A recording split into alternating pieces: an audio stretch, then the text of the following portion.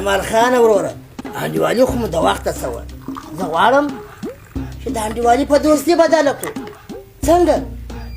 نو زه د خدای نور څه غواړم ما او تا خو ښه سره پېژنو او زما بیخي خوښه ده نو زه به ورسم کور به سلا وکړم دا خو دې بیخي ښه خبره وکړه د کور سلا مهمه ده ورسه لکه چې کېږي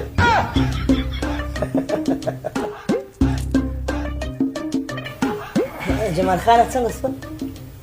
دوستي خو د دې هم خوښه شوله خو یعنې څه شي خبره دا شی ده چې ناوې یو شرط لري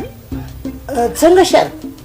زموږ ناوې غواړي چې واده په قصر ازار یکشب کې وسي باید څه وایي زموږ انتخاب مزار یکشب و یاره دا نصیبونه خو خدای سره یو کړله دا فکرونه هم سره یو شی دي